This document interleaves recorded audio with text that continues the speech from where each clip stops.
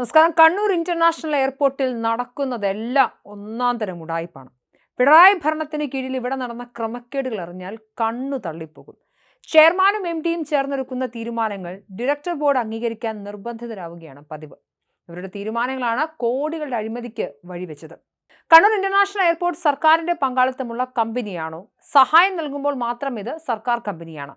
2023-24 വർഷങ്ങളിലായി സംസ്ഥാന സർക്കാർ ഈ കിയാലിന് നൽകിയത് 79.86 കോടി രൂപയാണ്.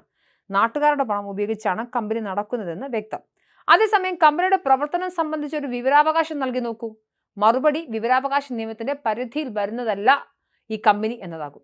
എന്നാൽ കമ്പനി വെബ്സൈറ്റിൽ വിവരാവകാശ നിയമത്തിന്റെ വിൻഡോ ഉണ്ട് താനും. സർക്കാർ നൽകുന്ന ധനസഹായം ഓഹരികളാക്കി മാറ്റാൻ ചില ഉദ്യോഗസ്ഥർ ഫയലിൽ നോട്ട് എഴുതിയിരുന്നെങ്കിലും ഇതുവരെ നടപ്പിലായിട്ടില്ല. കമ്പനിയിൽ 36% ഓഹരി കേരള ഗവൺമെന്റിനാണ്. 10% വീതം BPCLനും എയർപോർട്ട് അതോറിറ്റി ഓഫ് ഇന്ത്യക്കും ശേഷിച്ച് 44% ഓഹരി പൊതുജനങ്ങൾക്കുമാണ്.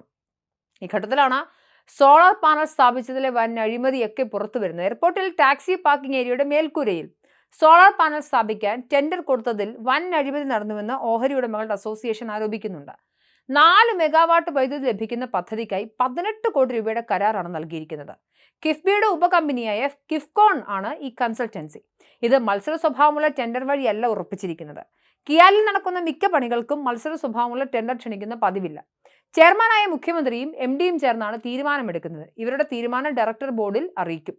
എന്നാൽ പിണറായിയെ ഭയന്ന് ഡയറക്ടർ ബോർഡിൽ ആരും തീരുമാനം ചോദ്യം ചെയ്യാറില്ല. ഇതോടെയാണ് അഴിമതിക്ക് കളമൊരുങ്ങുന്നത്.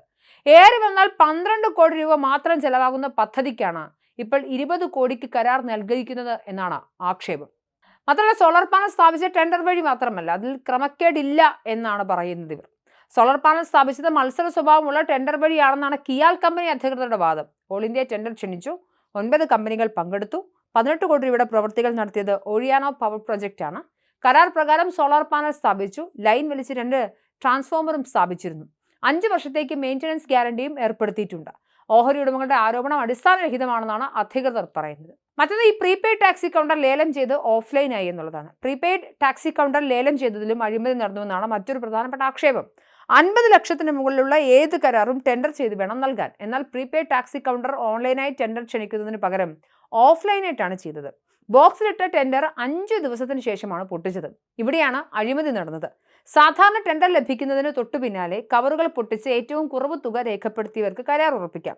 ഇവിടെ ദിവസങ്ങൾക്ക് ശേഷം കവർ പൊട്ടിച്ചത് വേണ്ടപ്പെട്ടവർക്ക് കരാർ നൽകുന്നതിന് വേണ്ടിയാണെന്നാണ് ആക്ഷേപം. ടെൻഡർ ലഭിച്ചത് ബഹുരാഷ്ട്ര കമ്പനിക്ക്. എന്നാൽ കൗണ്ടർ നടത്തിപ്പിനായി CITU നേതൃത്വത്തിലുള്ള സൊസൈറ്റിക്ക് ഉപകരാർ നൽകിയിരിക്കുകയാണ്. ഇതിനെതിരെ നിലവിലുള്ള കരാറുകാരൻ പരാതി നൽകി. മന്ത്രി AK ശശീന്ദ്രൻ ചെയർമാനായ ടെക്നിക്കൽ കമ്മിറ്റി കരാർ റദ്ദാക്കാനും റീടെൻഡർ വിളിക്കാനും ശുപാർശ ചെയ്തു. നിലവിലുള്ളയാൾക്ക് 3 മാസത്തേക്ക് കരാർ നീട്ടി നൽകാനും നിർദ്ദേശിച്ചു. ഈ ശുപാർശകൾ MD C ദിനേശ് കുമാർ തടഞ്ഞുവെച്ചു.